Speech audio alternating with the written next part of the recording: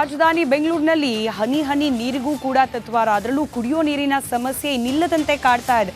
Hotel ಉದ್ಯಮವನ್ನ ಕೂಡ ನೀರಿನ ಸಮಸ್ಯೆ ಅತಿಯಾಗಿ ಕಾಡ್ತಾ ಇದೆ. ಹೀಗಾಗಿ ಹೋಟೆಲ್ನಲ್ಲಿ ಬರುವ ಗ್ರಾಹಕರ ಸೇವೆಗೆ ಹೋಟೆಲ್ ಉದ್ಯಮದಲ್ಲಿ ತೊಡಗಿರುವವರು ಕೂಡ ಕಷ್ಟಪಡುವ ಪರಿಸ್ಥಿತಿ. ಒಂದು ಹಂತದಲ್ಲಿ ತಟ್ಟೆ ಲೋಟಗಳನ್ನು ತೊಳೆಯೋಕ್ಕೂ ನೀರಿಲ್ಲದೆ ಪರದಾಡ್ತಿದ್ದಾರೆ ಹೋಟೆಲ್ ಉದ್ಯಮ ಕ್ಷೇತ್ರದವರು. ಹೀಗಾಗಿ ಯೂಸ್ ಅಂಡ್ ಥ್ರೋ ಪ್ಲೇಟ್ ಹಾಗೆ ಲೋಟಗಳ ಮೊರೆ ಹೋಗ್ತಿವೆ ಬೆಂಗಳೂರಿನ ರೆಸ್ಟೋರೆಂಟ್ಗಳು. ನೀರು ಇವತ್ತು ನಮಗೆ ಹೋಟೆಲ್ಗಳಲ್ಲಿ ನಾವು ಆರ್ ಒ ಪ್ಲ್ಯಾಂಟ್ ಇದೆ. ಆರ್ ಒ ಪ್ಲ್ಯಾಂಟಿಂದ ಫಿಲ್ಟರ್ ನೀರು ಕುಡಿಲಿಕ್ಕೆ ಬರ್ತದೆ, ಅಡುಗೆಗೆ ಬರುತ್ತೆ. ಇನ್ನು ಪಾತ್ರೆ ತೊಳಿಲಿಕ್ಕೆ ವೇಸ್ಟ್ ವಾಟ್ರು ಪಾತ್ರೆ ತೊಳಿಲಿಕ್ಕೆ, ಗ್ಲಾಸ್ ತೊಳಿಲಿಕ್ಕೆ ಹೋಗ್ತಾ ಇದೆ.